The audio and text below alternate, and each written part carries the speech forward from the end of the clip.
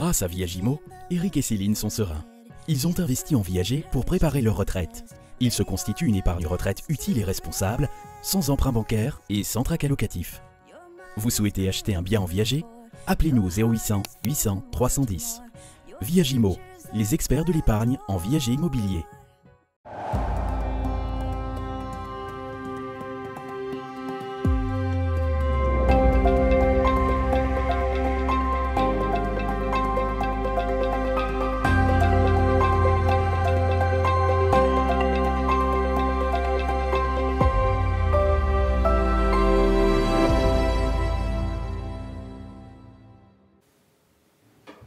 Bonjour à tous, merci de nous retrouver sur le plateau de Charente Libre. C'est l'invité, c'est votre émission hebdomadaire. Et notre invité aujourd'hui s'appelle Michaël Laville. Bonjour Michaël Laville. Bonjour.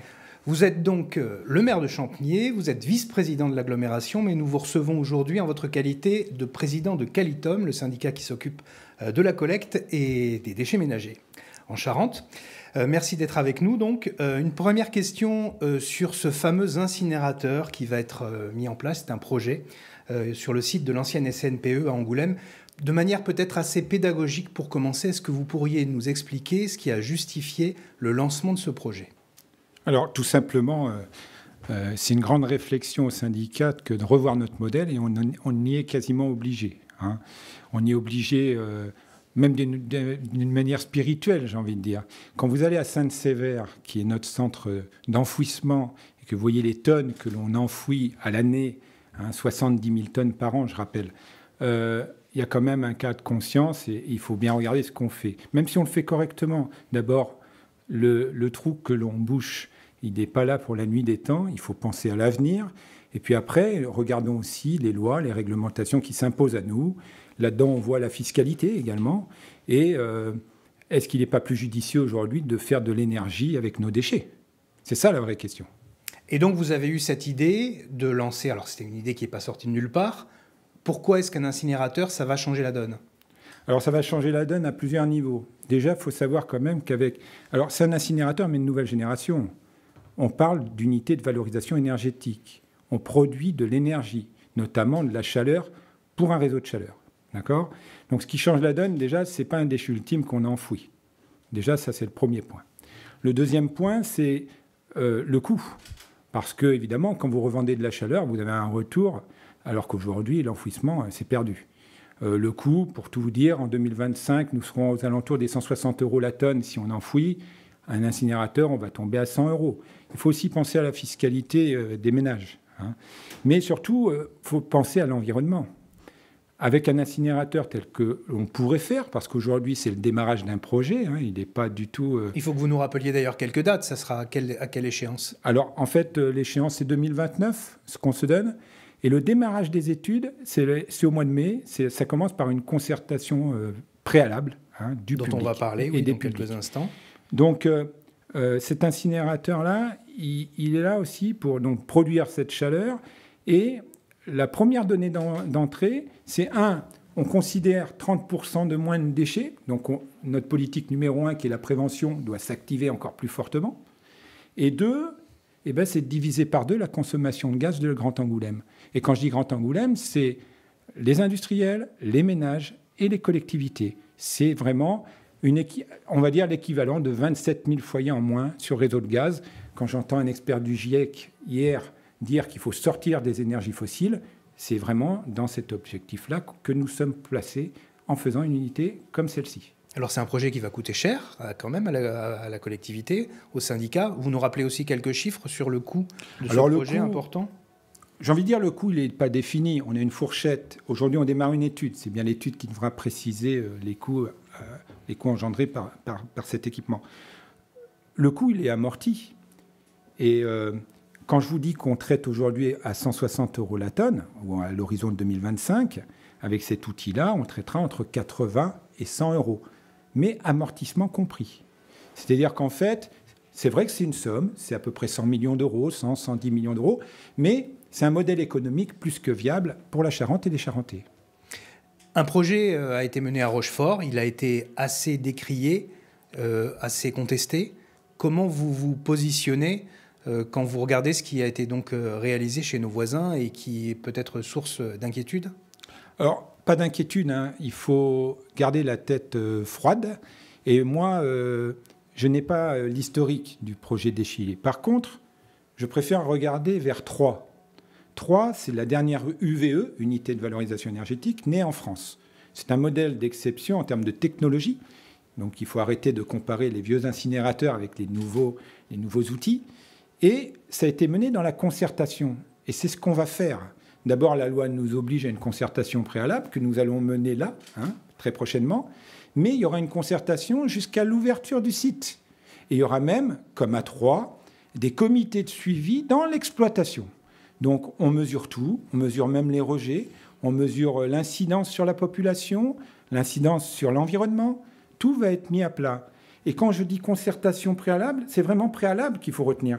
Le début du projet, c'est maintenant. Et nous sommes déjà à expliquer aux différentes associations, qu'elles soient environnementales ou même de défense de site, on en a déjà, la démarche. On est là dans l'explication. Alors on espère convaincre. Mais ce qu'il faut savoir aussi, c'est qu'entre Échillais, qui était, on va dire, pour les débats, il y a 4-5 ans, on va dire, et aujourd'hui, il s'est passé quelque chose d'important en France, et notamment en 2022, fin 2022, c'est la crise énergétique, avec un président de la République qui rappelle qu'il faut réindustrialiser la France et être autonome. L'autonomie en matière d'énergie, elle est importante, et en matière de déchets, elle est très importante, parce que c'est là aussi notre motivation de faire un outil, c'est de trouver cette autonomie, ne plus être on va dire, à la merci d'industriels qui nous reprennent des déchets. Il faut savoir qu'en Charente, 30 000 tonnes de nos déchets partent sur l'extérieur de la Charente, sur des sites privés. Et que là, ils nous voient venir, bien évidemment.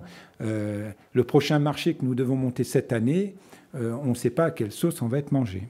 Sur la consultation publique dont vous nous parlez, donc, déjà une petite question préalable. Si vous la lancez, c'est parce que vous avez le sentiment qu'il faut déminer d'emblée ? Alors non, parce que c'est aussi notre méthode que de travailler. Vous ne pouvez pas mener un projet de cette ampleur-là et de cette nature-là sans être dans la concertation.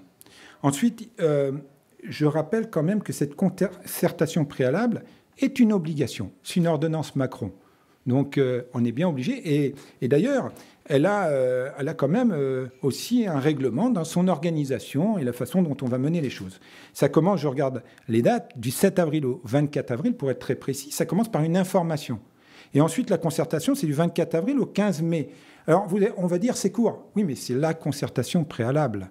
Donc c'est là que les gens, les associations, les partenaires, les industriels, les constructeurs, les bailleurs sociaux, les communes, les maires, les élus, vont pouvoir dire et donner l'intérêt qu'ils ont à intervenir, qu'ils soient dans la contestation ou dans l'acceptation ou dans, je vais dire, même qui plébiscitent ce projet. Ils sont là pour montrer leur intérêt pour le projet. Et c'est dans la suite du projet qu'ils seront toutes ces personnes. Alors, il y aura des questions posées, des réponses apportées. Et ensuite, il y a même certains qui seront associés au projet. On ne peut pas imaginer mener un projet comme ça sans avoir l'aide, l'appui, l'analyse d'une association environnementale. On pourrait citer Charente Nature ou bien d'autres. Charente Nature qui a déjà considéré que le projet était cohérent. Charente Nature est dans la construction. Je ne parle pas au nom de Charente Nature. Ce que je sais de Charente Nature, c'est que nous, déjà on travaille depuis très longtemps, le syndicat, avec Charente Nature. Ils auront une place certainement particulière dans le projet, mais on compte sur eux pour être là en veille sur les dérives qui pourraient être amenées sur un projet comme ça et des dérives qui pourraient nous échapper totalement. Donc, ils sont plus là à regarder ce qu'on fait, ils nous posent des questions, on y répond. On n'a pas la prétention de prendre la main sur Charente Nature, loin de là. Ils font leur rôle de veille sur un projet qui doit absolument être concerté et partagé. C'est un projet qui, évidemment, ne fait pas plaisir à tout le monde. On l'a vu, la commune de Fléac s'est déjà assez fermement opposée, et en conseil municipal notamment, à ce projet. Comment vous faites, vous, pour faire adhérer ce front du refus ? Alors, adhérer le front du refus, est-ce que c'est la démarche que nous devons adopter ? Je ne suis pas sûr. Quand il y a un front, une opposition, on va être là pour expliquer. On va être là pour répondre aux questions. Après, je n'ai pas la prétention de pouvoir convaincre tout le monde. Ce que je peux vous dire, c'est que j'ai déjà reçu, parce qu'on est dans cette démarche-là, cette association. J'ai déjà expliqué aux élus. Vous parlez de la commune Non, je parle de l'association qui s'est créée sur la commune. Ensuite, on a reçu les élus. Les élus de Fléac ont même eu ce privilège d'aller visiter Troyes pour voir à quoi ça ressemblait. Ils ont pu constater qu'il n'y a pas d'odeur, qu'il n'y a pas de poussière, qu'il n'y a pas de bruit. Parce que c'est un dispositif et un système ultra performant. Ce dispositif à Troyes, par exemple, dont un élu, son président, va venir expliquer aux élus du comité syndical au mois de juin, le fonctionnement même, il faut savoir que cette unité est à 200 mètres d'une zone où il y a 7000 habitants, où il y a un lycée et un collège.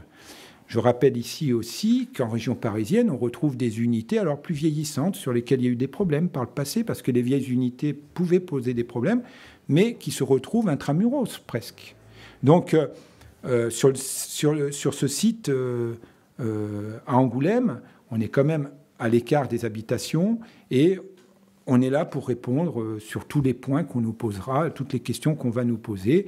Nous sommes dans cette concertation-là. Effectivement, on n'aura pas toujours l'adhésion de la population, surtout des plus proches. Moi, je veux absolument qu'on les rassure. Hein. Ben, voilà.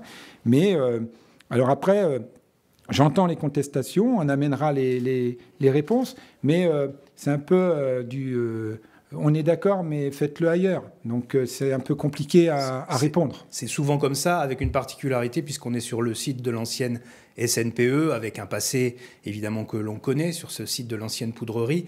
Et l'idée qu'on ait un site industriel à cet endroit-là, alors que pendant longtemps, on a parlé plutôt d'un poumon vert qui voulait être recréé, on peut comprendre, du coup, cette contestation ? Alors, je comprends complètement la contestation, déjà. Parce que si je commence à me confronter à ça, vu que le projet n'est pas démarré, je pense que je vais avoir des mauvaises heures à passer. Donc il faut être dans la compréhension et l'explication. Par contre, sur la SNPE, je voudrais être très clair sur la SNPE. Et ça, c'est plutôt la position de l'élu local, et non plus que la position du président de Qualitum. Le monde a changé. Il y a eu une crise sans précédent. Il y a eu cette crise sanitaire qui s'est suivie d'autres crises. Nous devons absolument penser à la réindustrialisation et au développement économique. Comment la Charente pourrait se passer de la SNPE, qui est une friche, ne faisons pas croire n'importe quoi à tout le monde, ça reste une friche qui a été même partiellement dépolluée, hein, pour être très clair, donc ça n'a rien à voir avec une zone de biodiversité qu'on voudrait nous vendre. Donc, c'est une friche. Avec ou sans Qualitum, je ne vois pas comment la Charente pourra se passer de réinvestir cette friche. Parce que comment on va expliquer à la population, dans le cadre de Quartier Climat et de notre PLUI à Grand Angoulême... Plan local d'urbanisme intercommunal. Voilà. Comment on pourrait leur expliquer qu'on va aller prendre sur les terres agricoles ou les zones naturelles pour réindustrialiser, alors que dans le même temps, l'État nous pousse à reprendre la main sur les friches et les restructurer. Donc cette friche de la SNPE, avec ou sans Qualitum, je peux vous garantir que je me battrai aux côtés d'autres élus pour que, en partie, bien évidemment qu'en partie, puisqu'on parle d'à peu près 50 hectares, elle soit réindustrialisée. C'est la vie de notre département, mais c'est également nos emplois et l'équilibre, on va dire, économique de notre bassin de vie. On a parlé donc de Charente Nature, on a parlé de l'association de Fléac.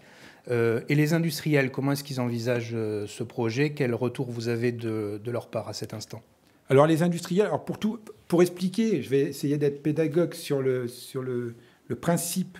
En fait, c'est une unité que nous devons absolument dimensionner, d'abord au regard des efforts de prévention que nous allons mettre en œuvre, mais les déchets que nous pourrons incinérer pour faire de la chaleur, il faut le dimensionner aux besoins en chaleur. Donc ça, c'est comme ça qu'on atterrit à Angoulême. Le besoin en chaleur aurait été à Barbezieux ou à Roumazières, au niveau des Tuileries, là, on aurait été certainement ailleurs. Mais le besoin en chaleur, il se trouve qu'il est sur Angoulême. Et donc, bien sûr que les industriels sont très intéressés. D'abord, c'est la pérennité des emplois. C'est la pérennité aussi des entreprises qui sont installées là. Parce que quand on leur amène de la chaleur, ça veut dire qu'on peut fixer un coût de mégawattheure on va dire, stable par rapport aux fluctuations actuelles du gaz. On voit bien que si on prend fin 2022, les hausses de gaz, nos industriels, on a une papeterie du côté de Saint-Michel qui a été obligée quand même d'arrêter une ligne de production.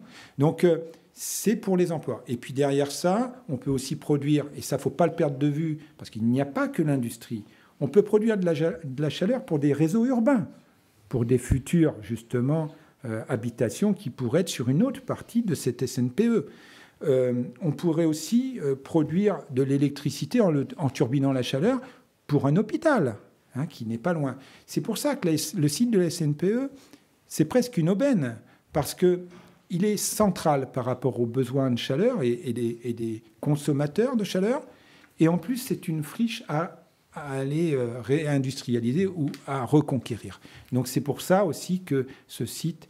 On a quand même étudié 4-5 sites. On n'est pas arrivé avec la seule SNPE dans notre poche.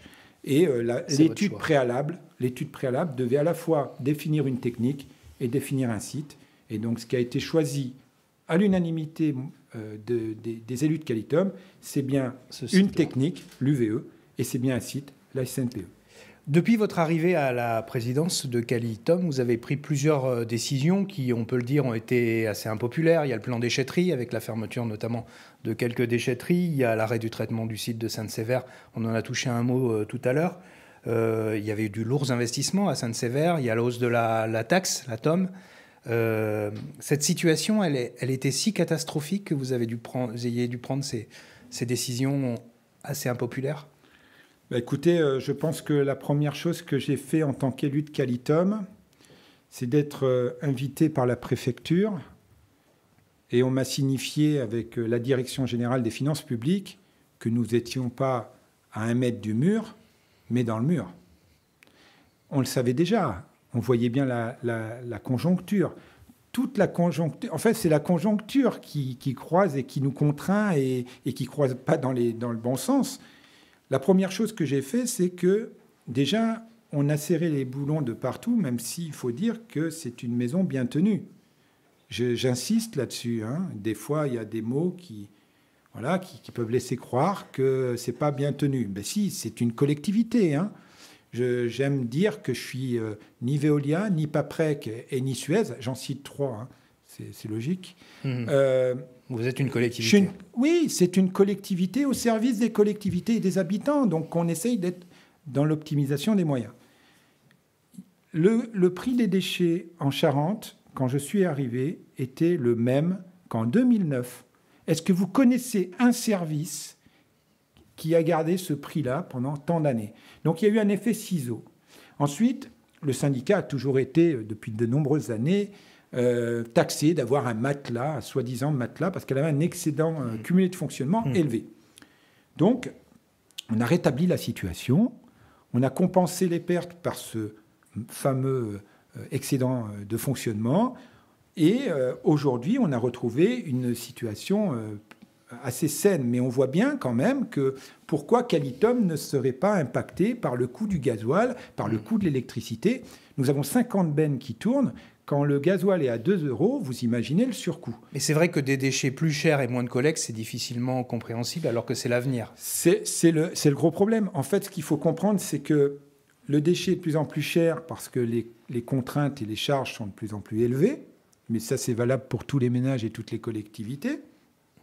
Et d'un autre côté, c'est difficile à expliquer parce que le camion, il passe moins souvent dans la rue. Alors moi, sachez que si le camion passe moins souvent, c'est aussi parce que les Charentais sont performants. Les plus performants de Nouvelle-Aquitaine, c'est 184 kg par habitant d'OMR, quand d'autres sont à 300 kg. Mais s'ils passent moins souvent et que le prix est de plus en plus cher, dites-vous aussi, c'est que la performance des Charentais nous laisse penser qu'on monte moins le coût des déchets, quoi. C'est ça qu'il faut comprendre. La TGAP, c'est 23 € à la tonne enfouie, donc taxe générale sur les activités polluantes. 23 € la tonne enfouie en 2017, 65 € la tonne en 2025. L'écart de surcoût de taxe, sans service complémentaire, à tonnage égal, c'est 4,5 millions d'euros par an. Voilà, on est 350 000 en Charente, faites le compte. Une question plus politique maintenant, si vous le voulez bien. Il y a un problème qui pointe, c'est Grand Cognac qui veut quitter Qualitum. Vous êtes issu de Grand Angoulême, qui est une collectivité qui est en régie, qui assure la collecte des déchets, mais qui a un nombre d'élus à Qualitum. En clair, l'agglo d'Angoulême paie moins, mais a un poids plus important dans les décisions. Est-ce que ça, c'est normal? Totalement normal. Expliquez-nous Alors, je vais ça. vous expliquer. D'ailleurs, j'ai rencontré les présidents de PCI hier pour faire le point sur ce dossier-là. Ce qu'il faut comprendre, il ne faut pas tout mélanger, en fait. Le syndicat Qualitum a deux compétences. Une compétence obligatoire, qui est le traitement, et une compétence optionnelle ou facultative, qui est la collecte. Quand je prends la compétence traitement, j'ai la bonne répartition dans l'Assemblée. J'ai un nombre d'élus répartis selon la démographie de chaque territoire. Quand je parle de collecte, seuls les élus du territoire collecte votent les délibérations. Donc, quand j'ai dit ça, quand je vote le traitement, c'est bien Grand Angoulême qui est le plus peuplé et pour le coup qui a le plus de voix, ce qui est logique. Quand je vote le traitement, Grand Angoulême ne vote pas. La collecte, pardon. Quand je vote la collecte, Grand Angoulême ne vote pas. Donc, c'est bien Grand Cognac qui est le plus représenté parce que le territoire le plus peuplé. Donc, pour moi, il n'y a pas de problème. Donc, vous ne comprenez pas la position de Jérôme Sourisseau, le président de Grand Cognac, qui dit on paie plus, donc on veut un plus grand nombre d'élus. Non, mais c'est pas. Enfin, c'est un raccourci que vous donnez là. On a pu s'en exprimer hier. Je n'ai pas fermé du tout la porte à la révision statutaire, puisque de toute façon, je m'y étais aussi engagé en début de mandat. Il ne vous a pas échappé que nous avons mené un tas, vous me l'avez dit tout à l'heure, d'études, de projets. On ne peut pas tout faire, tout en même temps, surtout dans ces périodes un peu de crise. J'ai promis une révision statutaire. J'ai entendu Grand Cognac qui me demandait de la faire. On va la faire. Il n'y a aucun problème. Il n'y a pas une question politique derrière tout ça, quand même, un petit peu? Jérôme Sourisseau, ancien président du département, président de Grand Cognac, qui n'a pas du même bord politique que vous. Est-ce qu'il y a une question d'homme, de politique derrière ça? Je ne pense pas qu'il y ait une histoire politique. Qualitum n'a jamais été politique. Dans le bureau du syndicat, il y a à peu près toutes les valeurs de l'échiquier politique français. Enfin, pas tout à fait, mais on va dire pour les plus raisonnés. Et donc, non, il n'y a pas d'histoire politique. Par contre, je peux comprendre des frustrations. On va essayer d'apporter des réponses. Et d'ailleurs, on travaille ensemble. Enfin, moi, quand Jérôme Sourisseau m'a demandé de faire un audit, je l'ai fait. Il n'y a pas de souci, on n'a rien à cacher, tout est transparent. En revanche, effectivement, il y a des choses qu'on aurait peut-être dû mettre en œuvre avant. Par exemple, c'est très complexe comme sujet. Donc, quand on regarde le budget, les chiffres de la collecte ne ressortent pas comme ça en claquant des doigts. Il faut analyser. Donc, ce que souhaitent les élus, et j'en suis totalement d'accord, c'est un budget annexe collecte. Comme ça, on verra très clairement ce que coûte la collecte et les charges qui y sont attachées. Donc, j'ai envie de dire, il n'y a pas de guerre. Après, qu'un territoire se pose la question de reprendre sa collecte, c'est une possibilité qui est offerte par nos statuts. Donc, il n'y a pas de scandale à ça. Là où Qualitum doit répondre, c'est techniquement et analyser aussi ce qui a été dit. Bon, là, on l'a fait.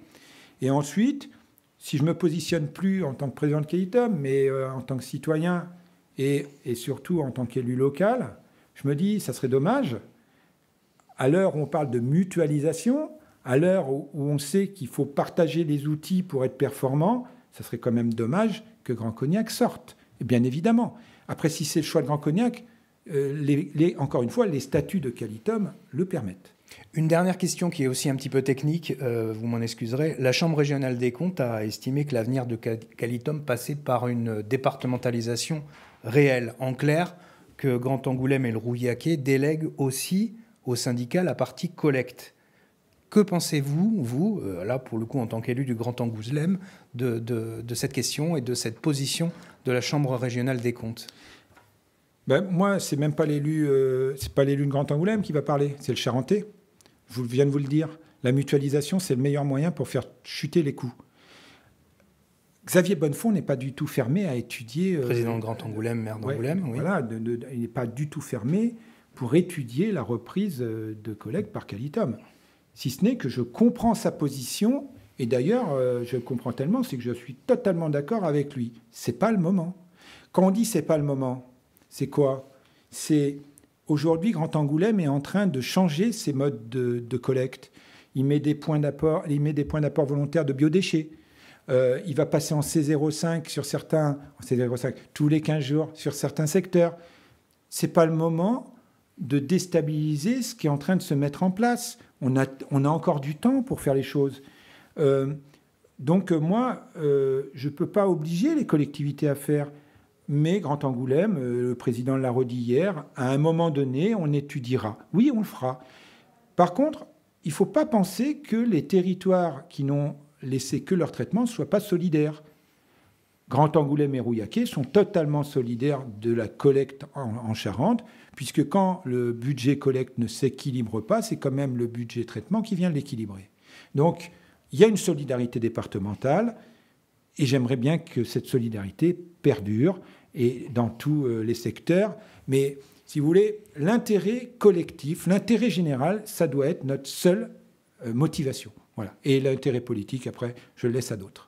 Merci beaucoup, Michaël Laville, et merci à tous de nous avoir suivis. C'est la fin de cette émission, une émission que vous pourrez voir et revoir sur charentelibre.fr. Merci, bonne journée.